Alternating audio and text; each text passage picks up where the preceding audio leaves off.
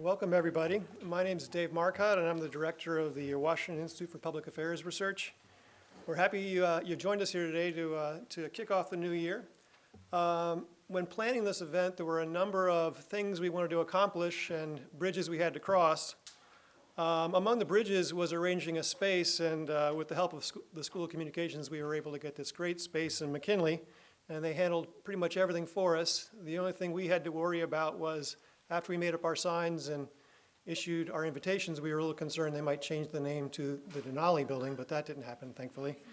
But what we had in mind for this event was the inauguration of an occasional series of experts on policy issues that will be at the forefront of political debates in 2016 and on the highest list of priorities for the new administration inaugurated in 2017. So to this end, it became quickly apparent that education should be the topic for today. Not only is that obvious because education is of paramount importance, but across the board, from federal and state laws and policies that shape education are being rewritten as we speak. It's not an exaggeration to say that the transformations that law, policy, and history have in store for education over the next few years are unprecedented in recent history. We're in the midst of a push for universal pre-K education. The Elementary and Secondary Education Act, most recently reauthorized as NCLB, is being reauthorized right now. The Higher Education Act, which governs the use of federal funds in higher education, is currently being rewritten. So think about it. The two most important pieces of federal legislation that affect education, which are usually kicked down the road when it comes time for policy debates, are being reauthorized at the same time. All of this has occurred while the administration has not been idle.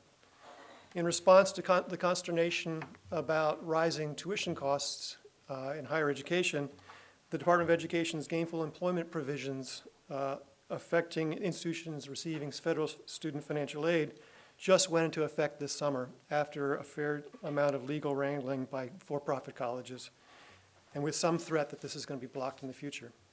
So with so many pieces in motion, from pre-K to the University of Phoenix, we're glad you have joined us today to talk about all these issues confronting both politicians as they campaign for 2016, and policymakers, and parents, students, and educators in the years beyond.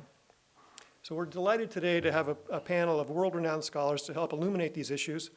Our panelists are going to cover each of these four topics from pre-K, K12, higher ed, and then for-profit education in turn, and I'm going to introduce them to you in the order which they will speak on these topics. The first and closest to me is Taryn Morrissey. Taryn is an assistant professor at the School of Public Affairs here at AU. Her work focuses on examining policies for vulnerable children, the income gap and the income and the achievement gap, and the impacts of neighborhood poverty on young children's development. She received her PhD in developmental psychology from Cornell University, and she joined the AU faculty in 2010, but was on leave from January 2013 through August 2014 when she was serving as a senior advisor at the Office of the Assistant Secretary for Planning and Evaluation at the U.S. Department of Health and Human Services, where she worked primarily on the President's Early Learning Initiative, including Early Head Start, and child care. In her still young career, Dr. Morrissey has published 20 articles in journals such as Pediatrics, Journal of Marriage and Family, and Child Development. Sitting next to Taryn is Tom Dee. Tom is a professor at Stanford University's Graduate School of Education and the director of the Stanford Center for Education and Policy Analysis. He has also just begun a term as the Associate Dean for Faculty in the Graduate School of Education at Stanford. He serves on too many editorial boards to count, including the Journal of Policy Analysis and Management, Education Evaluation and Policy Analysis, and the Educational Researcher, and he's on the board of directors of the Association for Education Policy and Finance. His recent and ongoing studies have been on school accountability under NCLB, waiver-based reforms, federal-sponsored school turnarounds, and he's also been working on a performance-based teacher compensation study right here in Washington, D.C. Professor D received his PhD in economics at the University of Maryland, College Park, and he served on the faculties of the University of Virginia, Swarthmore, and Georgia Tech. He's published more than 40 papers in the top journals in economics and public policy and received more honors and research grants than I could count. It's also the case that Tom was a college football player, so it's hard to imagine what the counterfactual had been if he hadn't had his head hit so many times as a young man. Next to Tom is Matt Chingos. He's a senior fellow at the Urban Institute. Though he finished graduate school and moved to Brookings just 5 years ago, he's among the most widely cited and respected scholars in DC and the nation on a wide range of education policy questions, both at the K12 and higher education and post-secondary levels. In higher ed, his work is focused on student loan debt and college graduation rates. Chingos' first book, Crossing the Finish Line, Completing College in America's Public Universities, was co-authored with William Bowen and Michael McPherson and published by the Princeton University Press. He's also published in many prominent academic journals, including JPAM, Educational Evaluation and Policy Analysis, and Education, Finance, and Policy. Matt's current research examines time to degree and the potential of information to change the market for higher education, which is going to be relevant for conversation today. Dr. Chingos received his PhD in government from Harvard. And Stephanie Cellini, on the far end, is an associate professor of public policy and public administration and economics at George Washington University. She's also a non-resident fellow at the Brookings Institution and faculty research fellow at the National Bureau of Economic Research. Her research interests are wide-ranging in education and labor and public finance. Some of her research, recent research focuses on the labor market returns to for-profit education, which we'll talk about principally today, and on the responses of the for-profit post-secondary sector on changes in financial and state federal financial aid programs. Her work has been published in top journals like QJE, JPAM, and the American Economic Journal, and she's also co-authored a book with AU's own Bob Lerman entitled Demography, Education, and the Workforce. She received her PhD in economics at UCLA. So I'm going to step aside and let the panelists speak to you for about 10 minutes each in that order that I just introduced them. And then when they're done, I'll come back and moderate a few questions and discussion among the panelists, and then there'll be time for questions from the audience following that. So please welcome Taryn Morrissey.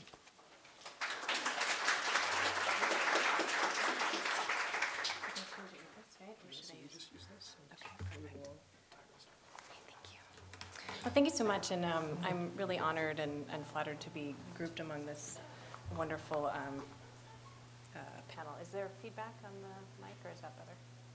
Okay. I'm honored to be a part of it, and really thank Dave for putting this together and for inviting me to join it. So today I'll be talking about early childhood education, so the period before entry into kindergarten. Specifically, I'll discuss 7 common findings across research and how that might relate to current and future policy directions. So one is that the gap in achievement begins really early. This figure shows that children's vocabulary at 16 months of age, at 24 months of age, and 36 months of age by their parents' educational attainment. So you can see that let's see if there's there we go. This red line is children with parents who graduated college. They know about 1,200 words on average at 36 months of age. Children in this light pink line know about 1/3 of the number of words, 400 at 36 months of age. So this is quite early, and this is quite stark. There's evidence that this gap begins as early as 9 months of age in terms of cognitive test scores. So put another way, this is the school readiness gap at kindergarten entry. So this red dotted line at the top is what's considered optimal development, and these lines to the side are where children are scoring by income. So at the bottom left, you see that children in the bottom 20% or bottom quintile of, in terms of family income, are scoring quite lower, much lower than children in the top 20%. And notably, only children in that top quintile of family income are scoring at optimal development in math, reading, and general knowledge scores. So this gap is wide at kindergarten entry. It persists through K through 12 and beyond, and it's really expensive and very, very difficult to narrow. So a second kind of common finding is that attending high-quality early care and education can improve children's school readiness and help narrow this achievement gap by income. This figure is from Greg Duncan, who's an economist at the University of California, Irvine, and he's gathered all basically meta-analysis of early interventions. And this figure shows the effect sizes of multiple kinds of early care and education interventions by years in which they occurred and the size of the effect. So a couple of points. One is that you can see most of them are positive, right? The average is above 0. The findings are positive and significant in general. There are some negative effects. This red one is most recent from Boston Pre-K, but you can see Perry Preschool is often pretty well known in terms of early interventions. It happened in the 1960s, very, very strong positive effects at the end of the intervention. Abecedarian, another example of that. A second point to note is that this effect size has slightly decreased over time. One hypothesized reason for that is because in the 1960s, the control group, the people who the Perry Preschool intervention group were compared to, really didn't attend preschool-like settings. They were probably at home with parents or relatives, whereas for the Head Start intervention, for example, the control group largely attended very Head Start-like settings, preschool settings. And the randomization actually in that study was such that many of the control group kids actually attended Head Start. So it was pretty problematic. And one note, when I say early care and education, I refer to both center-based childcare, what's considered kind of full-day childcare, as well as preschool, because from the child's perspective, a high-quality childcare center should be very, very similar, or they should get the same things out of it as a preschool. So 3 is that high-quality early care and education is a good financial investment.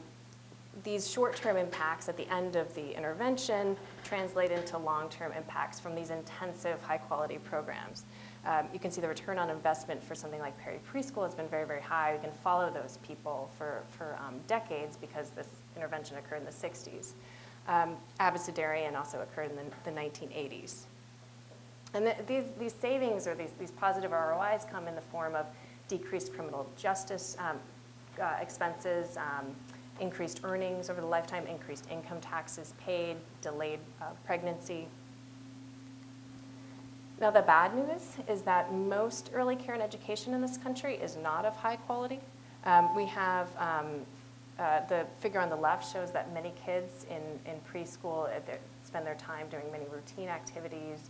And even though routine activities can incorporate some lessons, they don't necessarily always. This figure on the right is the environmental quality scores of 5 or above being high quality, fewer than a quarter were of high quality.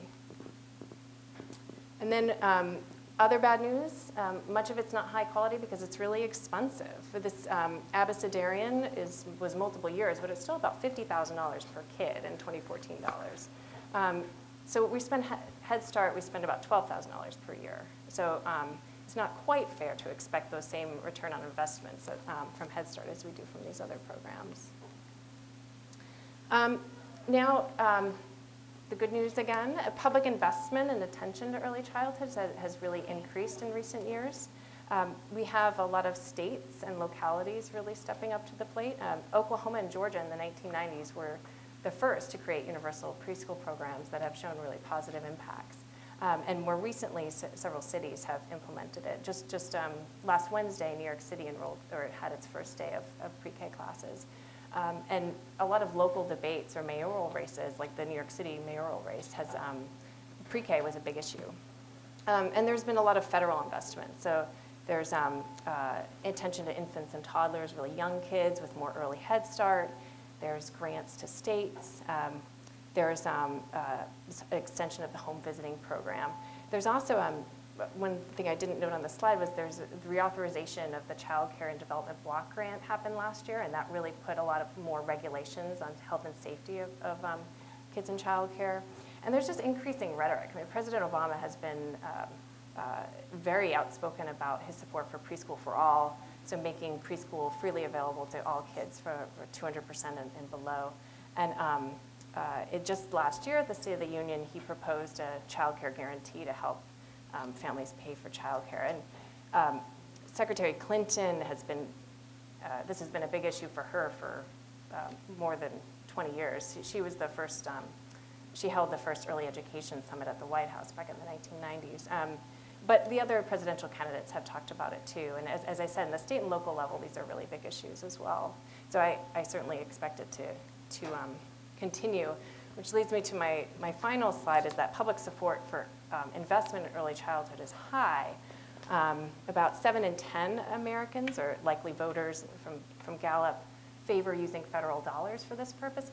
Notably, though, this is much lower than the percentage who support using federal dollars for K-12 or for higher ed. So it's still not quite at the same caliber, or Americans are still more hesitant about public federal investment in early childhood, but it's certainly been increasing. So thank you so much.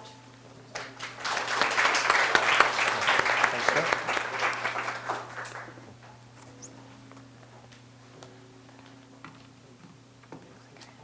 Thanks for coming, folks. I was going to begin by noting, Dave mentioned I played college football, but I should point out it was Division III. So I think any respectable high school team could have beaten that college team. So I thought I'd get started kind of in the insipid way people always motivate talks about K-12 education. First with like a basic international comparison. If we look at data from the PISA, we see that, and across lots of different tests as well, the comparative knowledge of US students is at best mediocre. For example, below the OECD average in math literacy. And so having said that, why do I hate starting talks with that kind of fact? Well, it becomes kind of a Rorschach test, and people project onto those kind of stylized facts any preconceptions they might have about the state of American public education and what, if anything, we should do about it. Now, the stylized facts that kind of hit me emotionally more are the ones that engage the kind of inequities that Taryn identified in early childhood that keep persisting all the way through K-12 education and eventually into the labor market. So for example, if we look at the NAEP in grade 8 math, we see that Black and Hispanic students are on average, so this is the average for the entire population, 2 to 3 years of learning behind their white peers.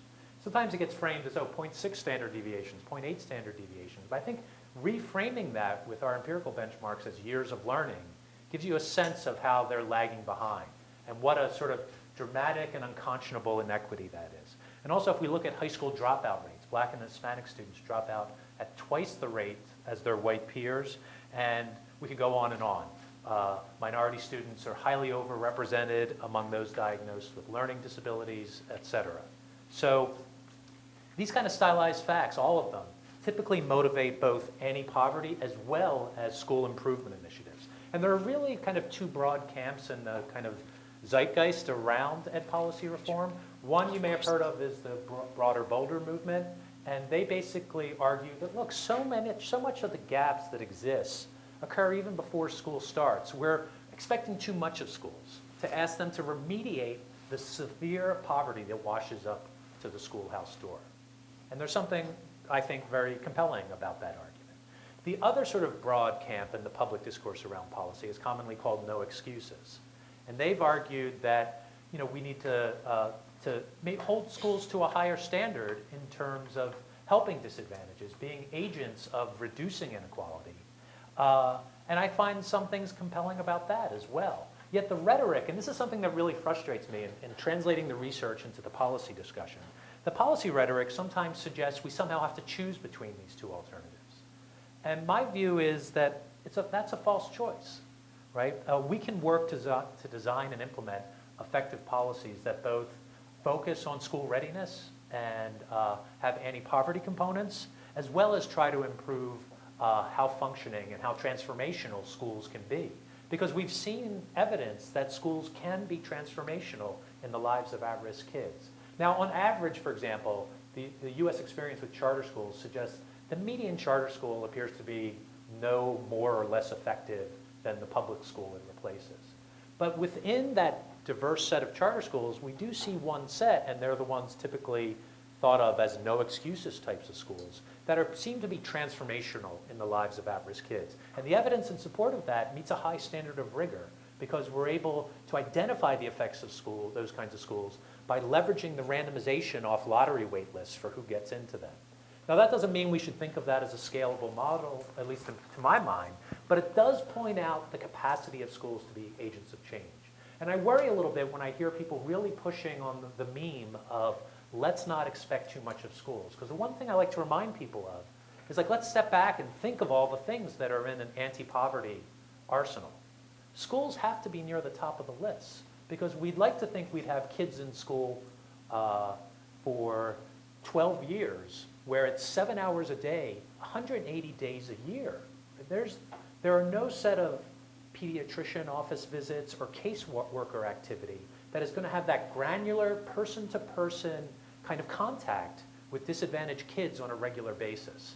So when I hear people trying to walk back from what schools can do, that worries me as much as I think we should also be worrying about the anti-poverty issues. And one of my colleagues likes to refer to this as sort of the walking and chewing gum theory. Like we can worry about both, we can be concerned about both. Okay, so let's move on to one prominent and controversial effort to improve schools. Test-based accountability. We typically yoke it to No Child Left Behind, but it actually began at the state level 25 years ago. In the early 90s, states began of their own volition rolling out test-based accountability, generally of two stripes. One, linking it to some type of consequences, if only a sanction to say this isn't good enough. And others just collected the information and put it out there, what people call report card accountability, but without attaching any normative valence or explicit sanction to it. And then just 14 years ago, 13 years ago in 2002, we scaled up that type of accountability with the No Child Left Behind Act. And again, the basic theory behind this wasn't, the proponents weren't there. It's hard to imagine now. It was a broad bipartisan centrist coalition. Does anyone remember those? They used to exist in American politics that supported this proposal. And again, the idea wasn't that we hate schools or we hate teachers. It was just that schools, particularly those serving the most disadvantaged kids, aren't operationally high functioning to the extent they could in terms of organizing their practices, their culture, their pedagogy around unlocking the potential of the kids in front of them. And it's interesting, if you ever go to some of the sliver of charter schools, these no excuses ones, that seem to be doing great things with at-risk kids, they really kind of have this culture of high expectations that appears to become a self-fulfilling reality. But, so anyway, I'm not here to kind of plant a flag in NCLB as a wonderful policy. It was a 1.0 federal effort to scale up accountability, and it had real flaws. It focused exclusively on test scores and not other metrics we might care about with regard to student progress. It had this moonshot rhetoric that we're going to get all kids proficient by 2014 that a wiser perspective might have argued against. And it also had these targets of AYP as opposed to helping schools get better over time. They had to sort of get to the proficiency level regardless of where they began. So we could go on and on about its flaws, but let's take a moment. I just want to take a moment to say a little bit about what the research evidence says. Because if you were to listen to the popular rhetoric and how hated this policy seems to be now, you would think the evidence shows it was really ineffective. When in fact, I think a fair reading of the evidence shows just the opposite. So in particular, if you're looking for something you might think of as kind of unbiased in this vein, I would encourage you to look at a recent National Academy of Science report on test-based accountability that privileged studies, including some work I did with my colleague Brian Jacob at Michigan, looking at the effects of NCLB, and also some work by Tom Cook and colleagues that leveraged the fact that states differed in how they took NCLB on. Some states already had test-based accountability prior to NCLB, others didn't. For those states that didn't have it before, NCLB catalyzed a de novo experience with school accountability. So we've got kind of treatment and control groups through which we can identify the effects, and we do see positive gains, particularly in fourth grade math, of non-trivial sizes of like 0.08 standard deviations up to like 0.25. And that's a huge fraction of those 2 to 3 year learning gaps I just described. So, the research, which lamentably doesn't, people don't necessarily pay that much attention to, is at odds with, I think, the reality. So where are we now? Well, right now, I mean, we've had this experience where everyone knew NCLB was flawed, but the political reality didn't allow the White House or Congress to actually move on the reauthorization. And it was year after year, we're going to take up reauthorization. It became like waiting for Godot. But instead, they were diverted by the healthcare debate, by a recession, by foreign policy issues. But now they appear to be finally taking it up. There are both Senate and House bills that have been moved into conference on reauthorizing NCLB, and an expectation that they will come out of conference for votes and possible consideration by the White House. And what we're hearing is it's likely that the accountability provisions are going to be weakened. And this has raised a lot of criticisms, in particular from national civil rights groups that worry that if we stop having a little bit of bite to the accountability, if we don't have systems that hold people accountable for educating their most disadvantaged students, that we're going to lose those gains that we've seen. But admittedly, those gains fell short of the rhetoric, so I don't want to oversell what NCLB did. But there's concern about this, and I think I want to frame this more broadly, because I think we're at something of an inflection point in education policy in the K-12 area right now, where the impetus for reform has kind of lost its steam. And the centrist coalition has broken down.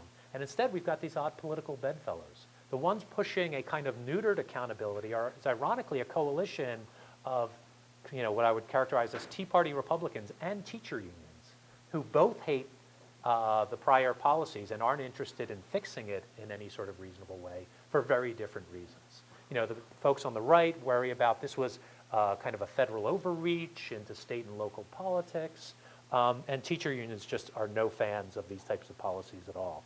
So I think one of the things we need to be thinking about looking forward, and that was sort of the charge we had here, is what's going to be the role for the federal government. When it comes to NCLB, my sort of position was in the mend it, don't end it camp. Like, let's find ways to fix it and make it more sensible. The basic theory of change seems to have some traction to it.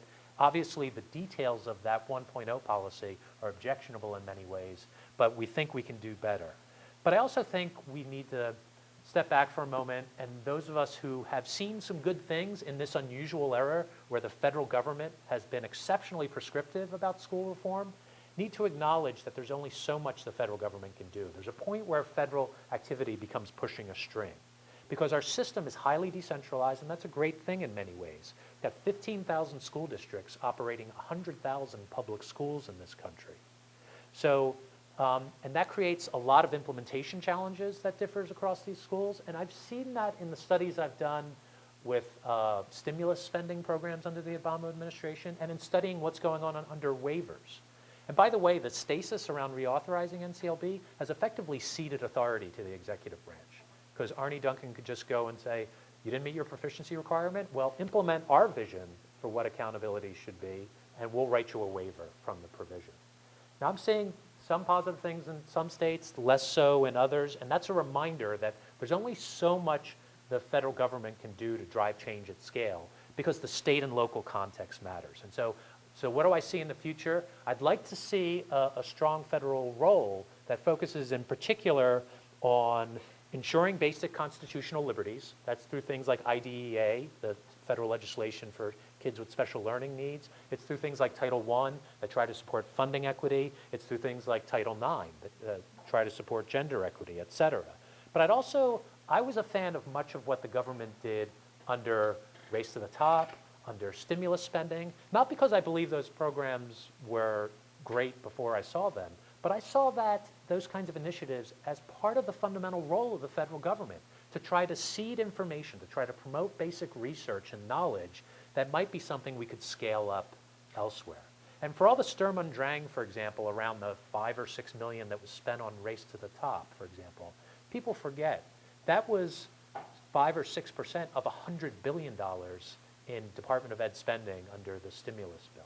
So husbanding a small part of that to try to promote innovation, I thought was exactly the kind of thing the government should do to create kind of leading models that can drive change at scale. But then the other final part of this, and I'll leave this as my last comment, is again, with this decentralized system, I think we're also going to have to find ways to look to states and localities to drive reform and create leading examples of how it can be done within unique contexts, because the context matters. Thank you.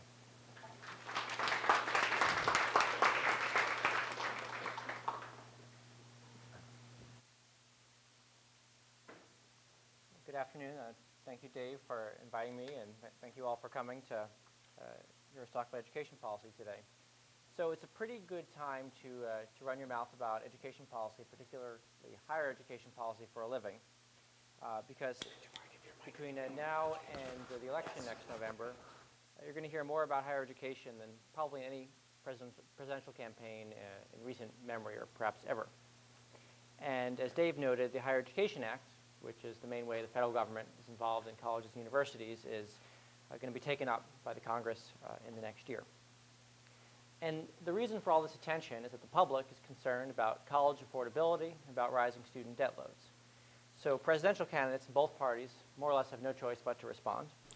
And I think the HEA reauthorization might be more ambitious than usual. I don't think it's going to be the usual reauthorization of a major piece of legislation where you kind of clean out some of the cobwebs and have some minor innovations. I think there might be larger decisions and more ambitious reforms on the table.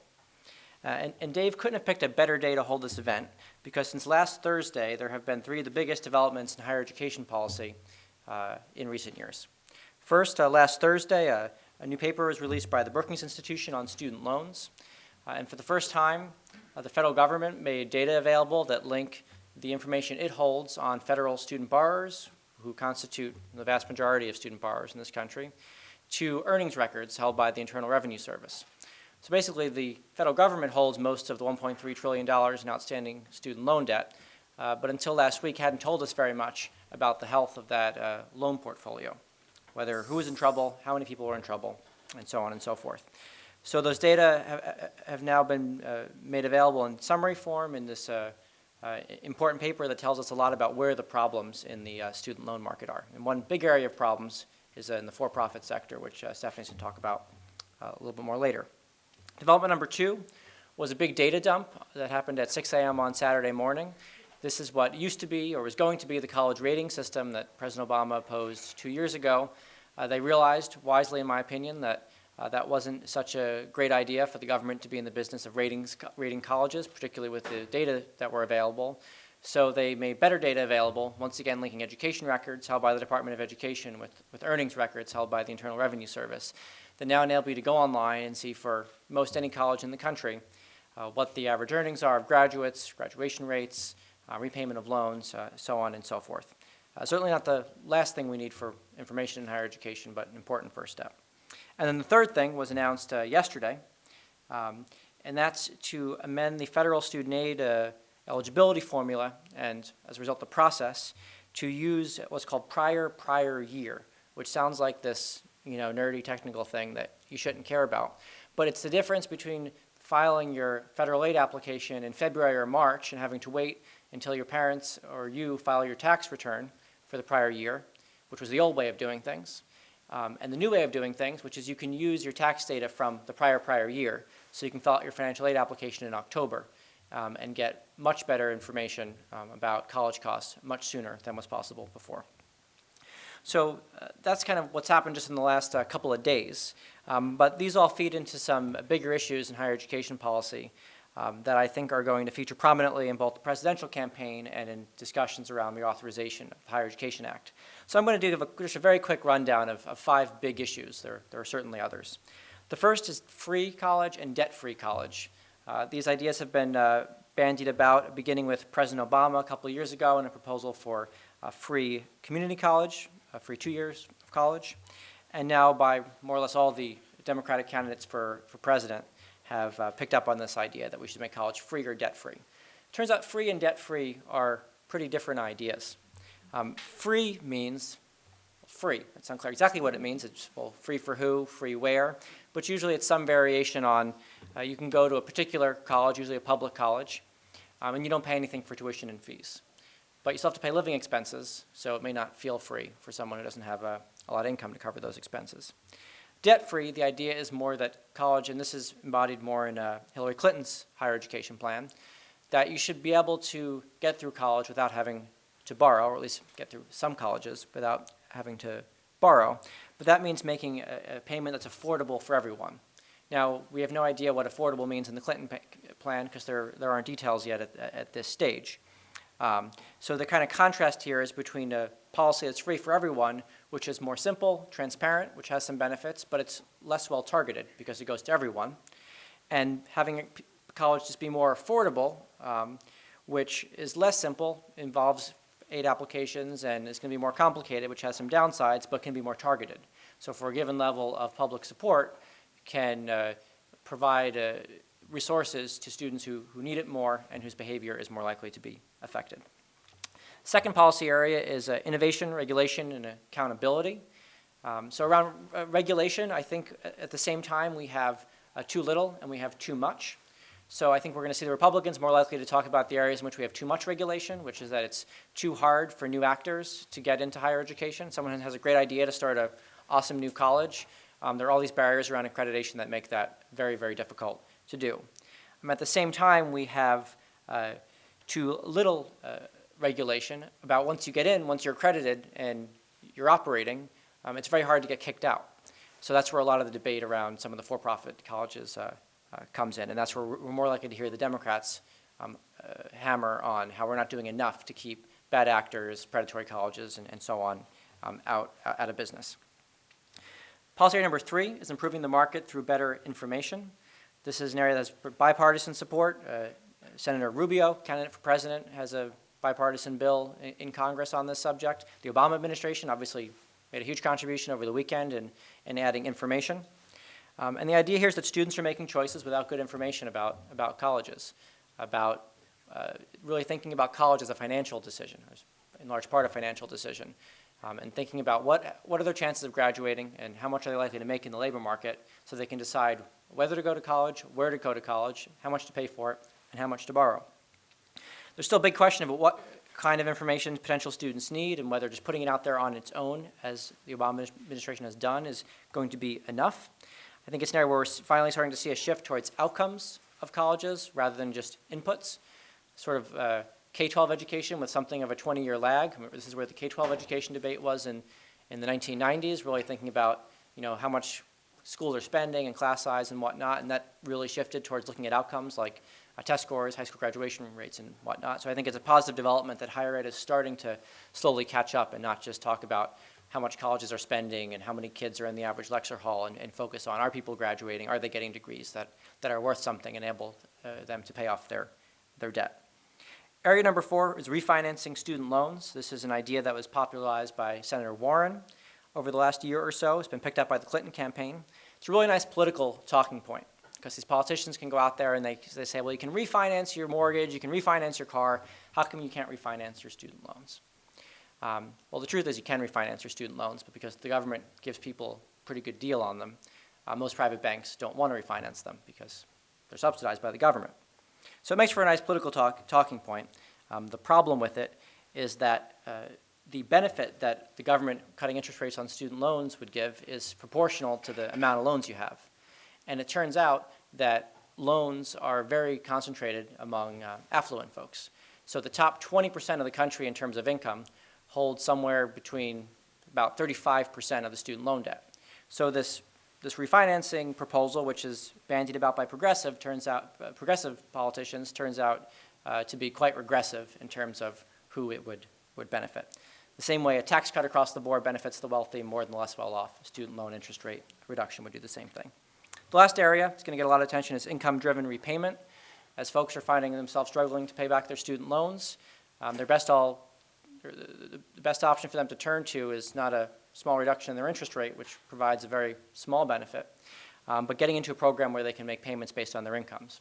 Now, this program already exists. In fact, there's, I think, 5 or 6 different flavors of it the government already offers. But it's very complicated, can be difficult to enroll in, you have to recertify every year. So there's a number of proposals, including one co-sponsored, once again, by Marco Rubio from Florida, to make income-driven repayment automatic, streamlined. And the idea, I think the key concern there is to do it in a way that sustains this important safety net for students, but does not bankrupt taxpayers with generous forgiveness provisions where you get your student loan debt wiped out after a not very long period of time, and in a way that makes students care about the cost of college. You don't want to say, well, you just get in this program, you don't got to worry about how much you're paying, because that makes it easier for colleges to keep jacking up their prices. So I think we're going to see in higher education policy a mix of areas of agreement, areas like simplification of existing programs, the need to hold down costs, more better information. Those are ideas that have support on both sides of the aisle.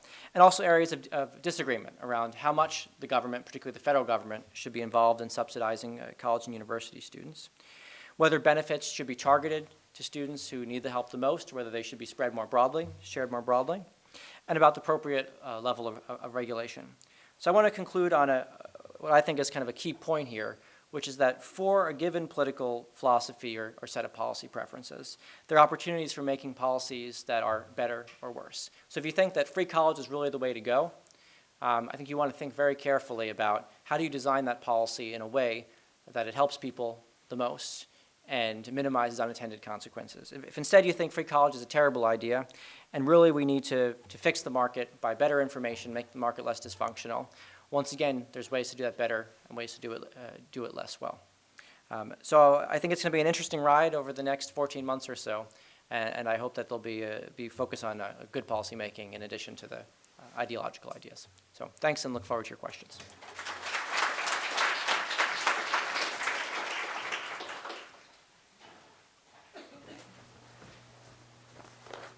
All right. Do you know where they are? Oh, perfect. Oh, great. So thanks for having me, Dave. Thanks for organizing. And that was a perfect lead-in, Matt. That was great. So I'm going to focus here on for-profit colleges. I'm calling it for-profit colleges in the crosshairs because, like no other time in our history, we are targeted and focused and scrutinizing this sector like never before. Okay, so, it moved a little bit. Okay, so it says what are for-profit colleges at the top, and I've put some examples here. You've probably heard of a lot of these, University of Phoenix, DeVry, Strayer. We're not talking about GW and AU and those schools. Those are not for-profit. You might have heard of this one here called Trump Entrepreneur Initiative, formerly known as Trump University. I don't know if you read the Post this morning. There's an interesting article there. So we're talking about it in part because of that one. This sector there's a number of lawsuits ongoing, if you haven't read that article, about Donald Trump's now defunct university. But there's also lots of other smaller institutions that are for-profit colleges that you may not have heard of. There's thousands of these, really. The Potomac Massage Training Institute, I thought, was a good kind of random example. Empire Beauty Schools, there's a lot of cosmetology, other types of vocational type training in this sector. The Cordon Bleu Culinary. And just a huge range of actors in this space. So to give you a little bit background, there's more than 2,500 of these schools serving over 2 million students in the US, and that's up 300% over just the last 10 years or so. So huge growth in this sector. And for-profits may provide an important pathway to college for underserved and non-traditional students. Particularly, they serve a disproportionate share of women, minorities, veterans, single parents, and of course working students. You've probably seen the commercials for all these things, advertising for working students in particular. And they may actually spur innovation in higher education overall. So you've heard, we all know about online coursework, and University of Phoenix and the others were some of the innovators there. But on the other side, they have high tuition, around $14,000 a year for mostly associates and certificate programs. So pretty high, especially when you compare it to a community college, where average tuition is about $4,000, I think, right now, for an associate's degree from a public institution. They also get lots of federal student aid. On average, they get about 75% of their revenue through federal student aid programs, and that's not even counting the veterans aid that they're getting through the GI Bill and other veterans programs. So quite a bit of federal student aid going to these colleges, which is one big reason why we're concerned about regulation and what's happening to taxpayer dollars here. These schools also have very high default rates on student loans, and Matt mentioned this new study that has looked at maybe for-profit colleges are one reason why we've seen default rates go up. Greater than 20% of those loans of for-profit students are defaulted on. And then these schools have lower completion earnings and employment outcomes than other sectors. And that's kind of newer research that it's kind of still in its infancy, but we're finding kind of these slightly lower outcomes for these colleges. And on top of that, I guess the very bottom of my slide doesn't show up, but I did have another bullet point down there. Something got all realigned here. But that there's kind of this evidence of some of these schools misleading students and potentially perpetrating fraud in financial aid programs. There was a big, in 2010, there was a GAO report that alleged some of these misleading students and fraud, and the Senate Health Committee followed up with some other investigations. So there were these investigations around 2010. So that led to a crackdown. The Obama administration has recently put into place these kind of controversial new gainful employment regulations. This is going to, really for the first time, restrict eligibility for federal student aid to programs within for-profit colleges, program by program, based on the loan payment to earnings ratios of their graduates. So now this is this focus on outcomes. How are we going to, look at outcomes? Is that the right thing to measure? Lots of questions around that. But basically, colleges can now lose aid if their loan payment to earnings ratios of their recent grads is greater than 12% of annual income or greater than 30% of discretionary income for 2 out of 3 years. That's kind of the technical stuff. But basically, if your students can't pay back their loans, you're going to be in trouble. So the Department of Ed predicts that 16% of programs will fail the metrics here. So that's quite a few. And they think that some, if not many, for-profit colleges will close their doors. There's a lot of smaller colleges. Many of them will close their doors. On the other hand, it may be that some of these schools can operate without federal student aid. In fact, Trump University, I don't think, had federal student aid. They may invest more in instruction. We could hope that they think more about that. They may practice more selective admissions, maybe not admitting as many high-risk students, which could be good or bad. And they might switch to nonprofit status. We've actually seen a number of colleges trying to avoid this regulation by changing their from for-profit to nonprofit, or eliminating poor-performing programs, or switching those programs to programs that were, they weren't so at risk of losing aid for them. Longer-term programs. Okay, so there was this crackdown, all this talk about gainful employment, a lot of negative publicity, federal investigations, and then we kind of see this shakeup. There were a number of federal investigations and lawsuits against individual for-profit colleges that you've probably heard about in the news. So Corinthian colleges, you might have heard about. It lost its federal student aid, closed campuses, declared bankruptcy. 16,000 students are now, without degrees, without their, without their education. And these students will be allowed to discharge their debt. And 12,000 students have made claims so far, totaling about $3 billion of debt forgiveness. So this is a big deal and sets a big precedent for others that close. Are we going to be on the hook for these student loans, especially if students can show that they were defrauded by the university or misled? But basically, across the board, enrollments are down in for-profits, whether it's part of gainful employment or this shakeup or a few getting investigated, or maybe it's the economy or other reasons.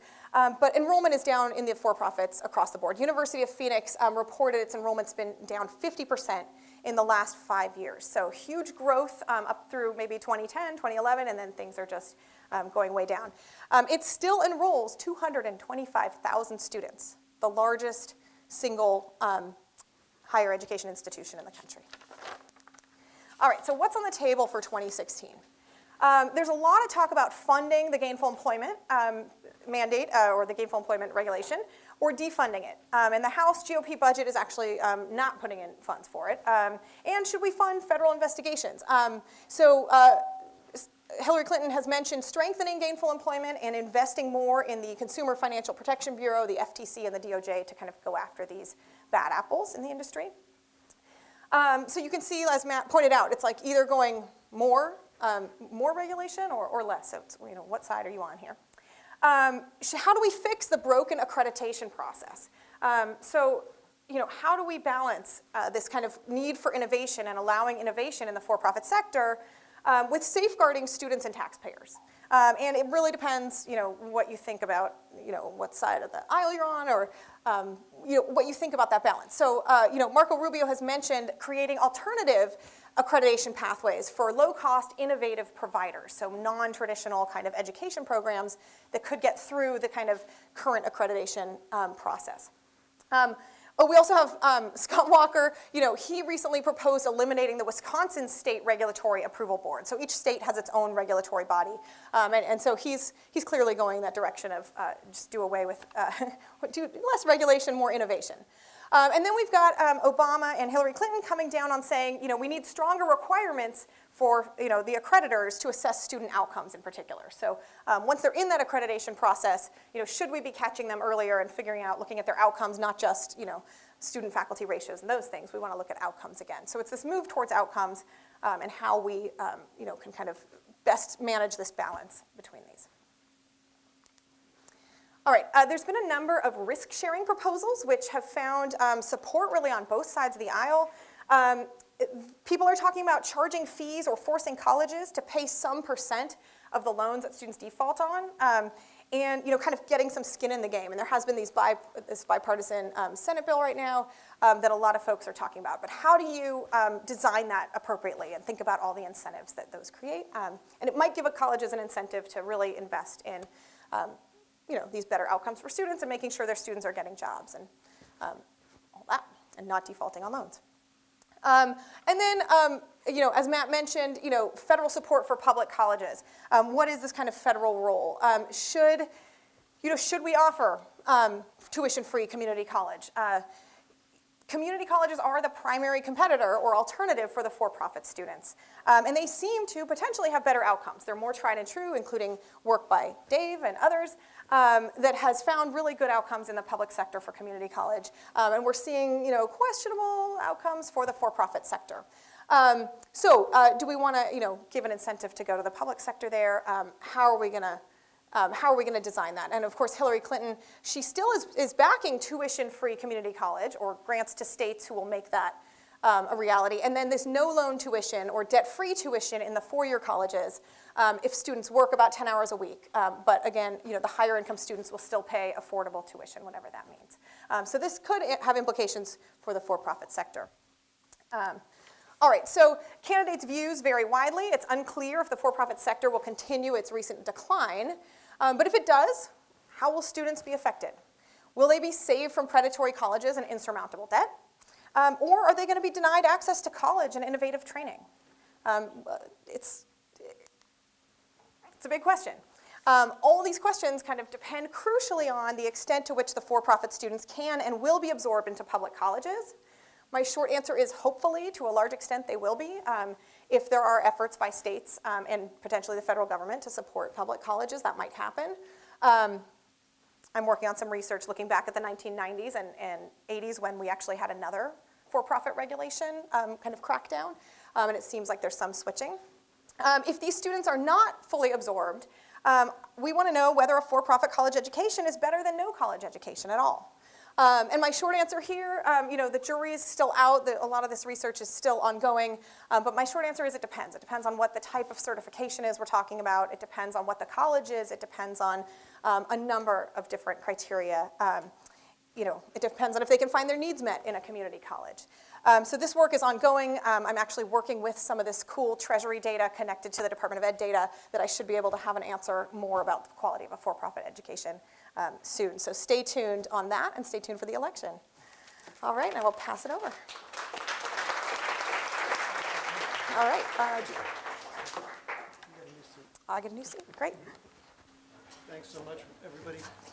So I want to take the prerogative of the chair and start by asking the panel a few questions and encourage you all to think about questions that I'll ask you for in a moment. But as we move into the questions from the audience, I want to remind you that there are microphones I'll ask you to use that you can see Rachel over here that she'll be distributing them when we're ready to ask questions. But I do want to start with a couple observations on the comments from the panelists. And I'll start with the higher education for-profit world first and provide some context first to this question. What hasn't been talked about much, Stephanie alluded it to, and Matt, I think, was implied in this discussion about the role, the importance of community colleges in the post-secondary world. So about 40% of all kids in America start college in community colleges, and when we're thinking about what's free for all or free, debt-free college, mainly those policy mechanisms are to operate starting through community colleges. So community colleges are to be a really important part of this response if real money is on the table. It's an open question of whether or not we're going to come up with real money in my assessment. But the alternative here in the post-secondary world appears to be to bring up some of the lessons and tools used in K12 accountability by giving information to consumers and letting them pick. And in the context of traditional K12, the college scorecard and all the rest, let's give students some assessment, some sense of what they're going to pay, what they're going to earn, et cetera, and then let the market decide. At the same time, let's really crack down on some really bad apples in the for-profit world. And those are reasonably cheap interventions, and so I guess I'd like to hear your assessment of whether or not we, as a policy community or a government that's shaped by all kinds of fiscal restraints, is going to move anywhere in the higher ed world beyond providing more information and letting accountability work that way. The idea of going through mechanisms that encourage college for all was going to involve real money at the state level, a few investments on the part of the U.S. Department of Education that's just been announced as really small potatoes in terms of the overall picture. So I guess I'd like to hear Matt or Stephanie or Tom, anyone had thoughts about where higher ed reform is going to go in the next 5 years or so. Want to go first, Matt? Sure.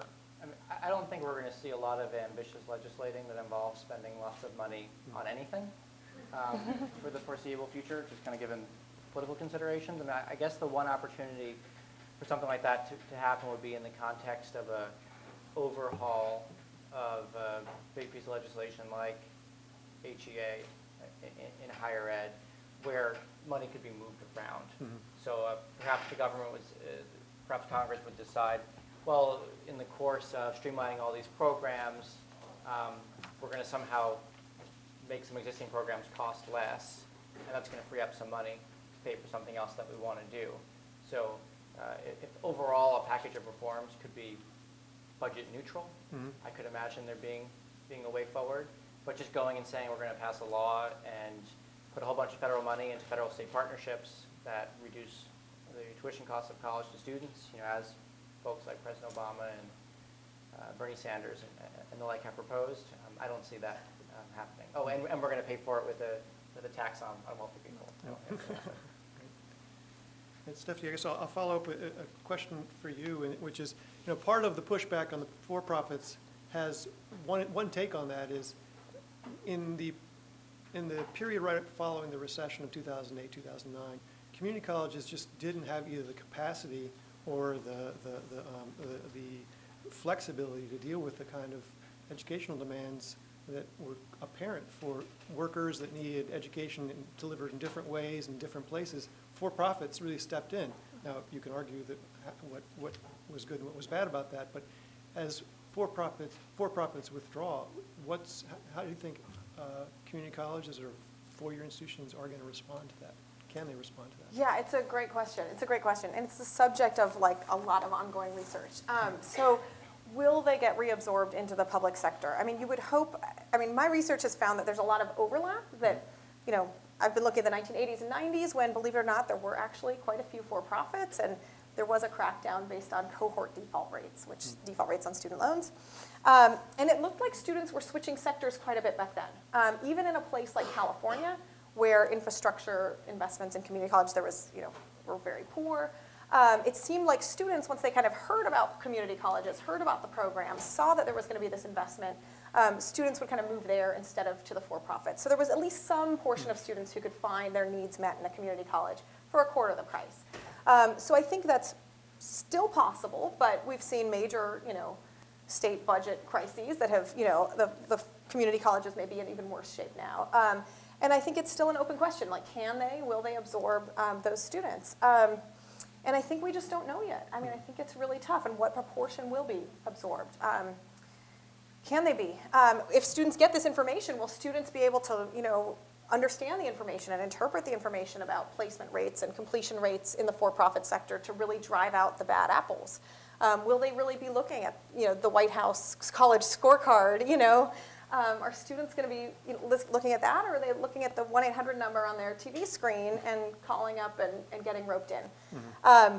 So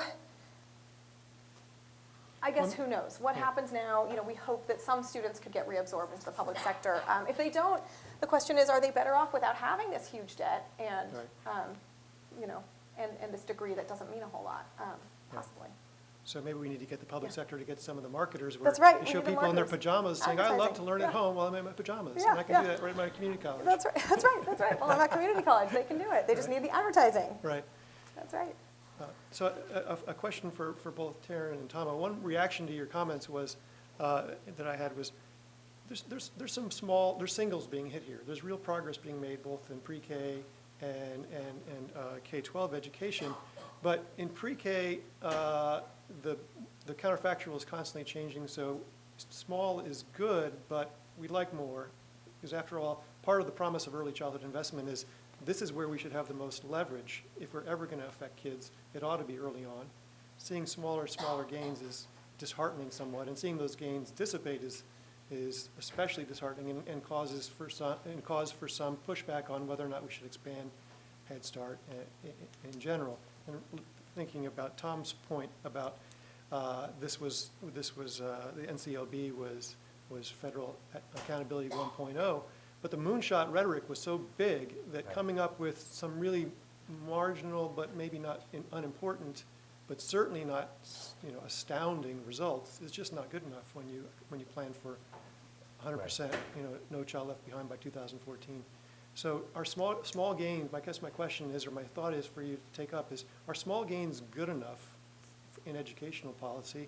And are small gains a place where we can argue for anything? And so when we retrench in the world you described, Tom, anybody can argue for any policy intervention or pulling back any policy interventions because the costs aren't that great, or the opportunity costs aren't that great, or the benefits of expansion aren't that great. Well, it's dangerous to use a baseball metaphor in Washington, D.C., where I know the Nationals have really underperformed this summer. So I think the small ball example, though, is a good one. And the moonshot rhetoric, I think, couldn't really ever be met, because I think we live in a world, especially in a decentralized system, where that's about as much as the federal government could do at scale to move changes on average. The meaningful but modest improvements that we saw under my study with Brian and several others. Now, my concern with where we are now is there's the possibility of walking back accountability. And I should mention, touching on higher ed, prior to NCLB, there were accountability systems at the K-12 level that were like the college scorecard data. It was just about pushing information out and hoping people would react to it in useful ways. And the available evidence suggests it didn't have an effect when it didn't have some type of normative content attached to it. Those accountability systems didn't really move the needle.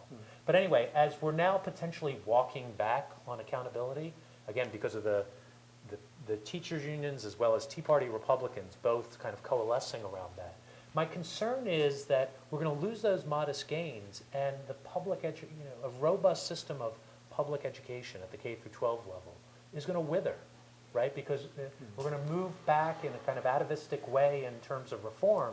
And meanwhile, the folks on the right, the reason they want to walk this back is they think it's federal overreach, and they'd rather push for increased elements of choice through vouchers, through scaling up charters, not as, when charter schools began, the thought there was these are going to provide examples of innovations that work and that we could then see back in the traditional public education sector.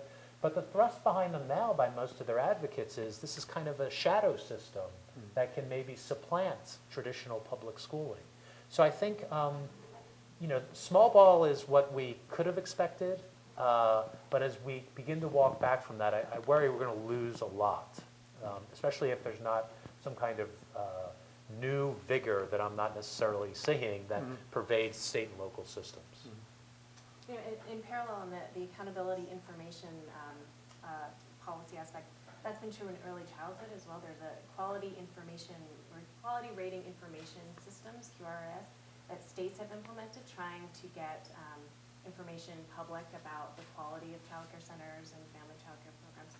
And it hasn't moved parents necessarily. I mean, parents go toward what's convenient, what fits their particular needs. So unless it's attached to something else like money, and even tiered reimbursement for subsidies hasn't quite moved the needle in terms of quality or getting the bad programs out of the market too.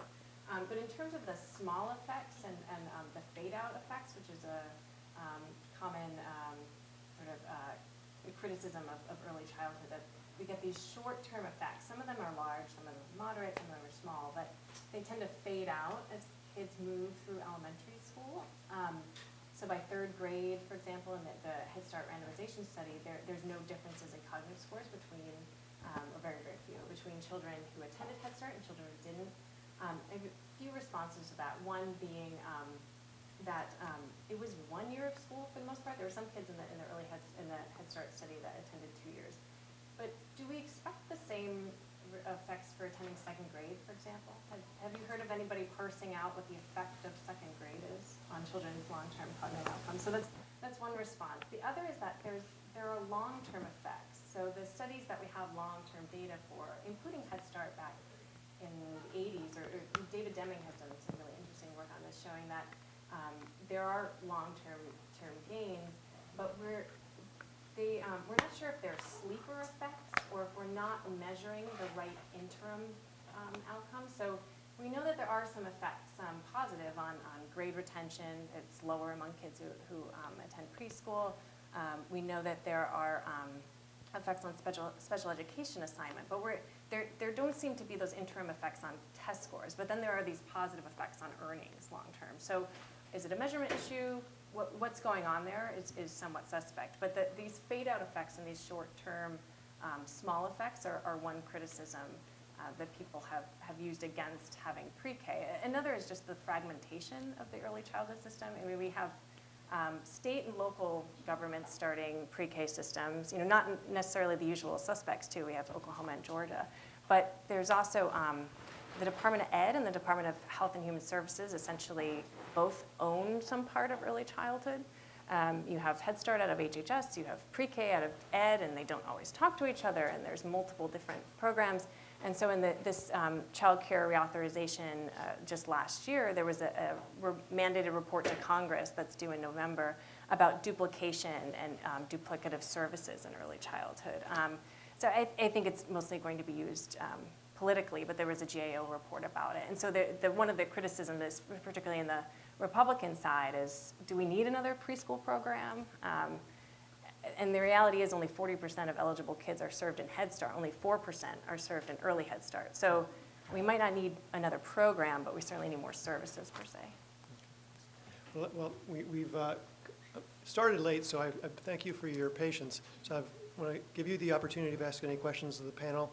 And if you'd like to ask a question, please raise your hand, and there's microphones that will be passed around. And as an additional incentive to stick around for a few more minutes, I realize we're running late. We have a reception set up on the rooftop upstairs so we can enjoy some beautiful weather in just a few minutes. But questions? Rachel in the back.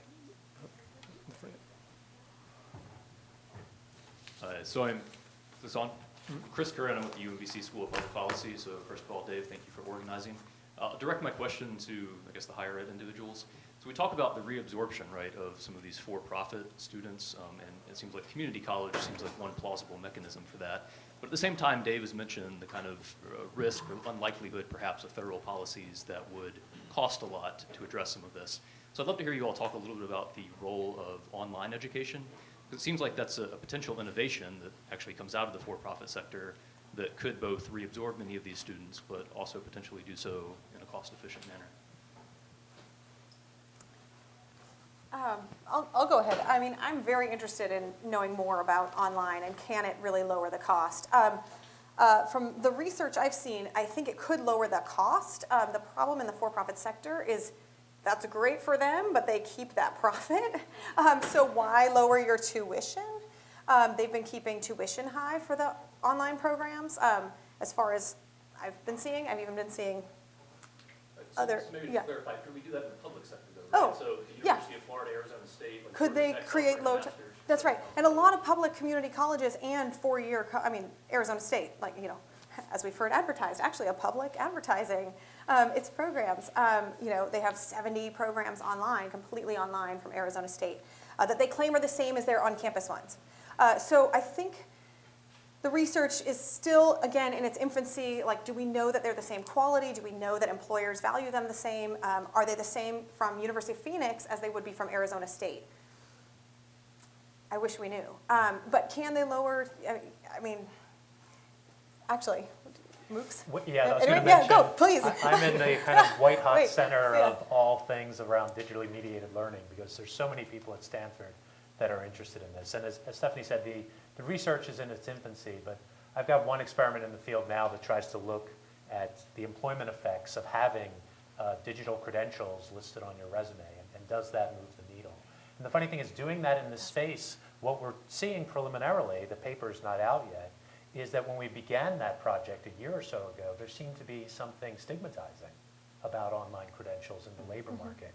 But then as the experiment persisted in the field, the effect turned more and more positive over time. So we're in there's a lot of churn going on in real time right now about how people understand these new modalities for learning and credentials.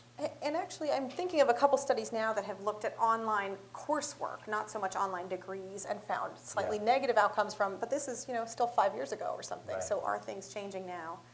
The question is compared to what? Compared to what? That's right. You could have a world where the online version was a little worse That's than the right. in-person version, but if you're a student for whom the Who- counterfactual That's is right. nothing. Is nothing, is it better than nothing? Or it's the for-profit That's right. online program, which is maybe similar quality at a higher price to you, where you're bearing more of the risk. That's right. So we have a question in the back. Hello, my name is Nanama Anani. I'm a CLEG major and a policy scholar here at AU. Just have a few questions, like 3 questions. The first one is, how are you going to provide normative context for financing higher ed, and how are you going to publicize it? Because for-profit schools use social media and advertisements, and how are you going to take away that negative context from using social media? The other one is, what is the best way for everyday citizens to fight against budget cuts in their local cities? And the other one is, how are you going to make, which is tied to the first question, how are you going to make data more qualitative for everyday citizens? That's it. Thank you. Any response from panelists? Well, I can take up the middle question, which I think is Perfect. an interesting one, about how can you kind of promote more funding.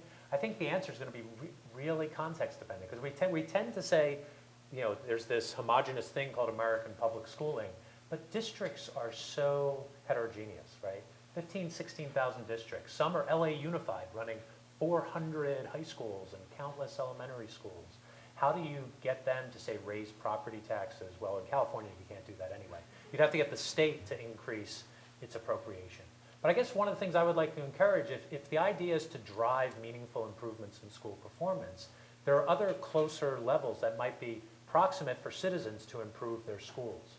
In particular, I wanted to mention one of the things we've learned from this era of unusually high-frequency data that's come out of the era of test-based accountability is how much teachers matter, right? Because there's always this sense that that they matter, but the availability of data has really driven home that the heterogeneity is enormous. There's one prominent study recently that found, matching test score data to long-run labor market outcome data, that if you move a child from a classroom with a teacher at the 5th percentile to one at the 50th, it creates just that 1 year in elementary school with a median instead of a bad teacher, increases the labor market success of those students by an amount equivalent to $250,000 in present value.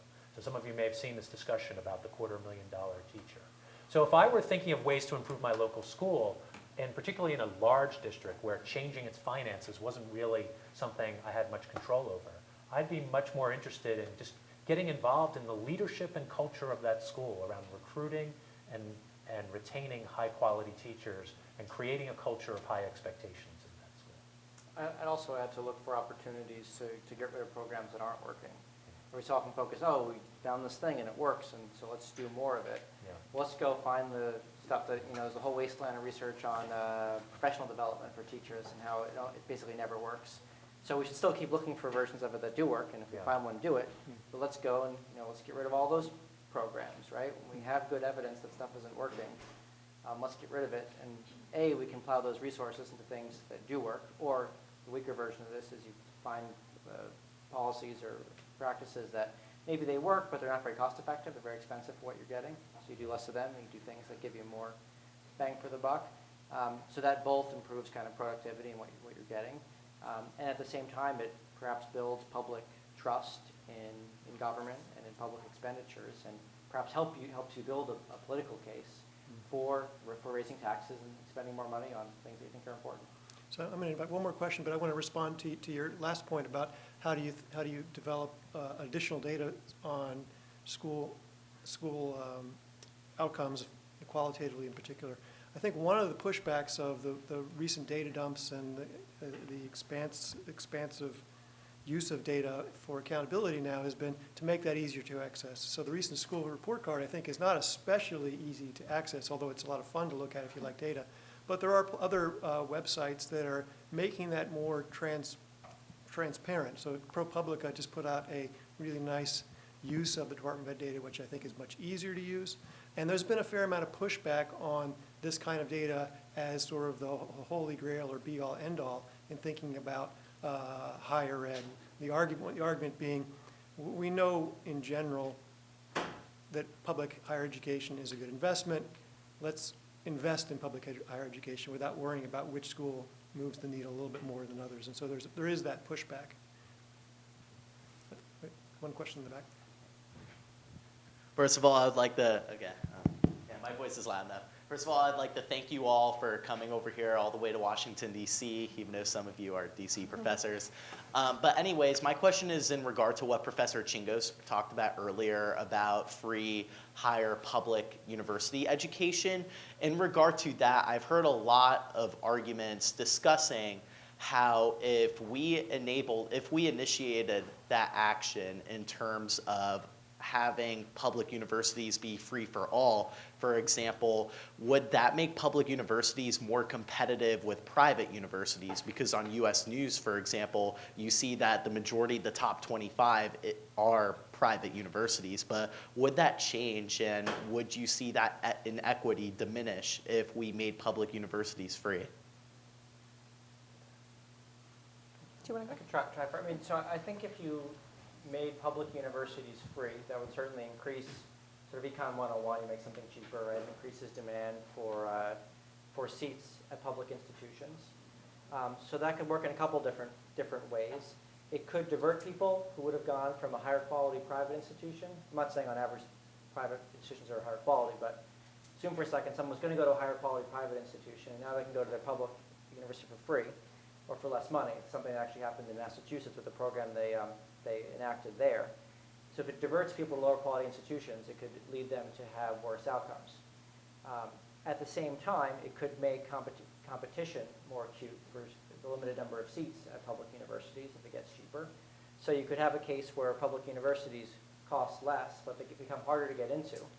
And because of the correlation between sort of socioeconomic background and academic preparation, you get into a world where the free resource is now going more and more to people who need free the least.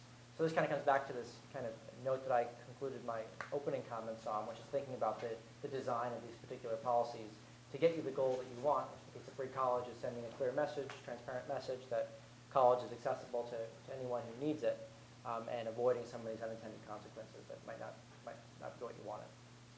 And just to piggyback on that too, when you think about this diversion effect, particularly if we're talking about tuition-free community college, you might in particular be worried that some students who are able to go to a four-year college, take on some debt, they'd be able to pay it back no problem, get diverted with this nice free tuition at a community college, and heaven forbid they have a worse outcome or they don't finish their bachelor's degree, they never take the next step for some reason.